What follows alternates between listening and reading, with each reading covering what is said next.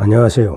홍법 역사탐구소 박익순 소장과 함께 떠나는 주말 역사산책 시간입니다. 오늘은 태계 이황, 남명, 조식 등 영남학파와 거의 같은 시대에 태어나서 벼슬을 애멸하고 화담에 은거하면서 소수의 후진만을 양성하며 살다간 유학자 서경덕의 인물상에 대해서 역사탐구를 하는 시간을 가져보도록 하겠습니다. 화담 서경덕은 1401년에 태어나가지고 1546년까지 58년간을 살다간 조선 중기 유학자입니다. 피철학의 대가이고 대대로 개성에서 살았어요. 그런데 이 벼슬을 한 집안이 아니기 때문에 사는 것이 좀 그래서 교육을 제대로 받지를 못하고 서당에서 그 한학을 조금 배우는 정도에 그치고 훌륭한 선생도 만나지 못했어. 그래서 혼자 스승 없이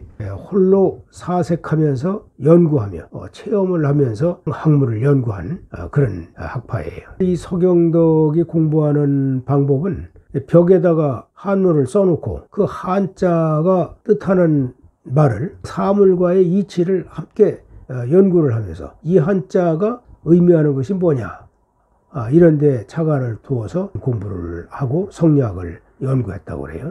학문 탐구 방법을 엿볼 수 있는 몇 가지 있는데 어머니가 밭에 나가서 푸송기를 좀 뜯어와라 이렇게 심부름을 그러면 서경덕이 저녁에 들어올 때 광주리에 한 반쯤만 담아가지고 온다는 것이지. 그래서 그 어머니가 아니 도대체 어디 가서 놀다가 이 정도 돼가지고 왔느냐 하고 나무라면은 밭에 나갔는데 새들이 땅에서 날아오르는 것을 봤다. 근데 이 왜 새들이 땅에서 날아올라가는지 새들이 나는 이유가 뭔지 그걸 좀 사색을 하다가 깜빡 그냥 푸성기 뜯는 것을 잊어버렸다. 이런 식의 답변이에요. 그리고 그 이후에도 밭에 나가면 서산에 해가 지는 현상 또 비가 온다든가 바람이 분다든가 그래 이 도대체 이게 어떤 연유에서 이런 상황이 벌어지느냐.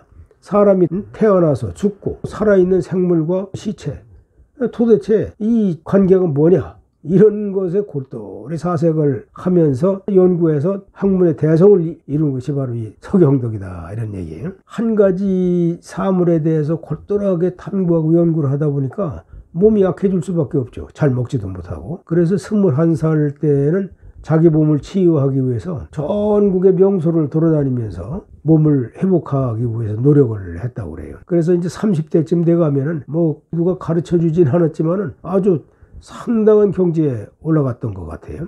그래서 어머니가 30살 되던 해에는 너도 한번 과거 시험을 한번 봐봐라. 사실 과거에 뜻이 없었지만은 어머니의 성화에 못 이겨가지고 과거 초시를 봤는데 초시에 장원 합격을 했다는 거예요. 그리고 나면 이제 대과를 보고 이제 나가서 벼슬도 하고 그래야 되는데 대과를 포기를 해. 그리고서 개성 근처에 있는 그 화담에 들어가가지고 서재를 만들어 놓고 거기서 그냥 학문 연구만 하는 거라. 그래 이런 소문이 세상에 알려지고 나니까 그때 마침 조광조가 현량과를 설치해가지고 전국의 지방에 묻혀 있는 사림들을 발굴해서 벼슬을 주던 그런 시기니까 서화담한테 제일 먼저 권유를 했어. 벼슬길에 좀 나와라. 그런데 화담이 그 조광조의 제의를 거절을 해버려요. 그리고 나서 또 한 중반 정도에 됐을 때 서경덕이 워낙 학문에만 몰두하고 벼슬길에 나오질 않으니까 김한국이라고 하는 대사성이 서경덕을 천거를 해요. 그리고 성균관 유생들도 김한국과 마찬가지로 뜻을 합쳐가지고 서경덕을 천거를 해.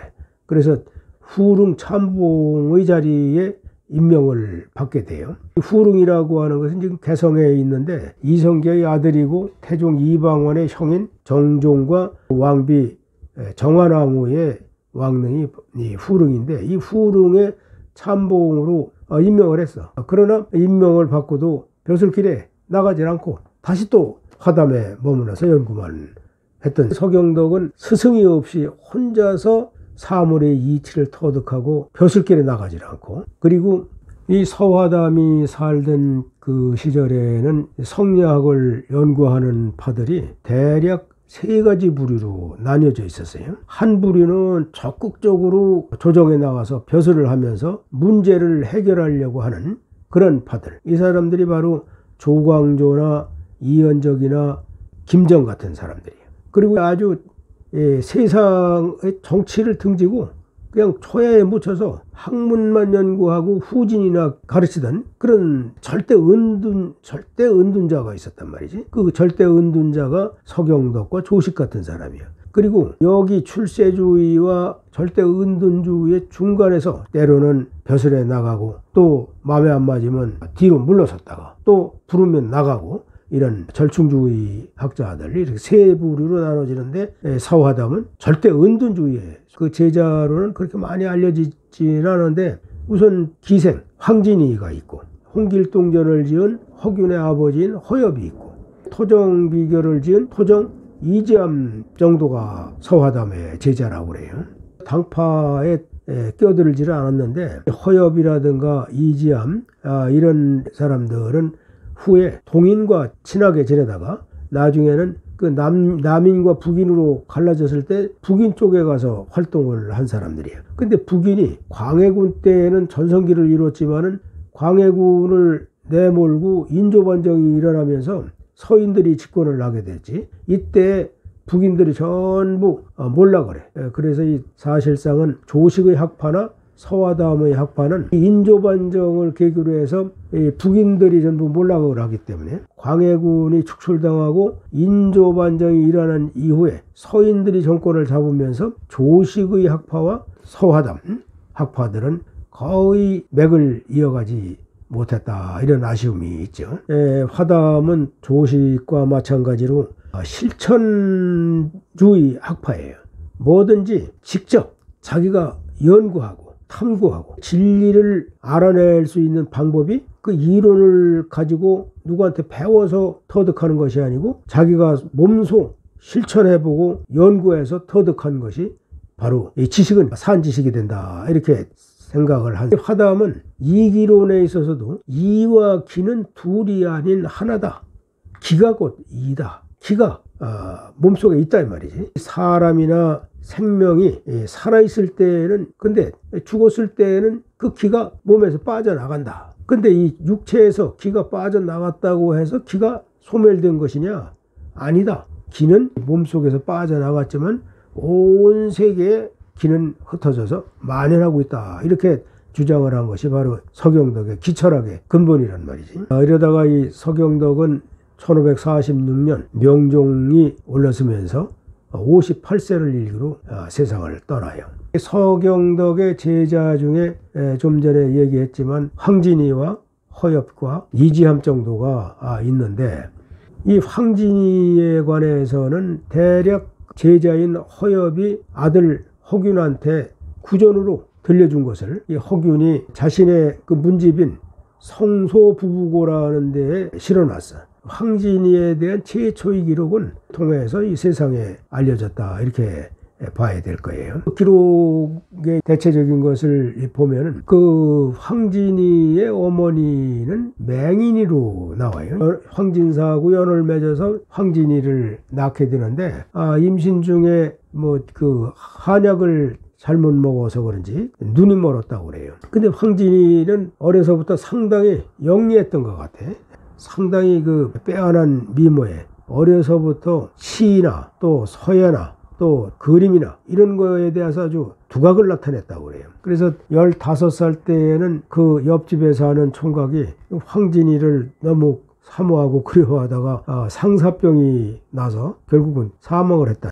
그래 이 행여가 나갈 때 황진이 집 앞에서 행여가 움직이질 않았다는 거예요. 그래서 나중에 황진이가 적삼을 벗어서 관에다가 덮어주었더니 그때야 행여가 움직이기 시작했다. 이런 고사가 있고 이제 자신이 어머니처럼 양반가의 첩에 대해서 사는 것보다는 차라리 자신의 그 역량을 마음껏 발휘할 수 있는 기생의 길을 택하게 되죠. 그래서 결국은 개성의 명기로서 황진이가 두각을 나타나게 돼요. 개성 사람들은 물론이고 전국의 무수한 사나이들이 황진이를 만나기 위해서 추파를 던져. 세종대왕의 증손자인 벽계수가 있었는데 이 벽계수가 한양에서 개성으로 놀러 왔다가 황진이를 좀 봤던 모양이지. 근데 황진이를 천하게 여기고 아주 도도하게 행동을 했는 모양이에요. 그래서 이제 황진이 집 앞을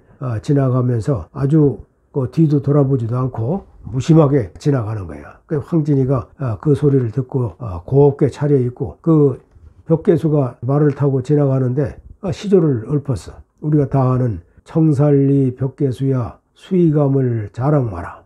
일도 장애하면 돌아올 수 없나니 이런 시를 지었다고 그러잖아요. 그래서 이 시를 듣고서 그 벽계수가 말을 타고 가다 말에서 떨어졌다. 이런 얘기예요. 그리고 또 그 개성의 지조감에서 30년 동안이나 벽면 쳐다보고서 참선을 하던 지족선사가 있어. 아주 유명하다고 이름나 있는 선사인데 이 선사한테도 찾아가가지고 불경을 배우러 왔다 하면서 그 지족선사는 목탁을 치고 황진이는 뭐 천배를 올리라고 절을 하는 와중에 날이 덥고 땀이 나니까 적삼을 벗어졌단 말이지. 이럴 때 그 지족선사가 30년 동안이나 여자를 애면하고 벽면 참선을 하던 이 지족선사도 그 황진이의 그 모습에 그 성욕이 돌출해가지고 파괴를 하고 말았다는 거예요. 이렇게 그 벽계수를 농락하고 또 지족선사를 파괴시키고 또 당시에 시인이기도 하고 이조판서를 지냈던 그 소세양이라고 하는 양반한테는 아주 황진이가 마음이 좀 끌렸던지 한 달간 계약 결혼을 했다는 거예요. 딱 30일만 함께 살기로 약정을 하고 그 다음에 소세양이 그 약속을 지키고 떠나야 되는데 미련이 있어가지고 하루를 더 묵자고 사정을 했다 이런 얘기가 있어요. 이렇게 황진이는 벽계수나 지족선사나 소세양 이런 사람들한테 어느 정도 근접을 하다 아주 가차없이 연을 끊어버린단 말이지. 그리고 나서는 이제 마지막으로 서화담한테 찾아갈 적에는 일부러 그 요염하게 비를 맞은 것처럼 말이지. 옷을 흠뻑 적셔가지고 그 서화담을 찾아갔는데 얼마나 그 요염했겠어. 그러나 화담이 이 황진이를 범하려고 하지를 않고 그 황진이가 별짓을 다 해도 넘어가질 않아. 그래서 결국은 서화담의 제자가 돼서 공부를 하고 훌륭한 제자 중에 한 사람이 됐다고 그래요. 그리고 서화담이 죽고 나서 뭐 한 10여 년간을 홀로 근신하고 살다가 죽었다. 황진이의 산소가 지금 개성에 남아있죠. 이렇게 오늘은 그 서화담과 황진이에 얽힌 그런 얘기를 한번 해보면서 마무리를 했는데 정여립의 사건에서 동인이 대패를 하고 서인이 정권을 잡게 되는데 이 다음 주에는 정여립의 인물상에 대해서 알아보는 시간을 갖도록 하겠습니다.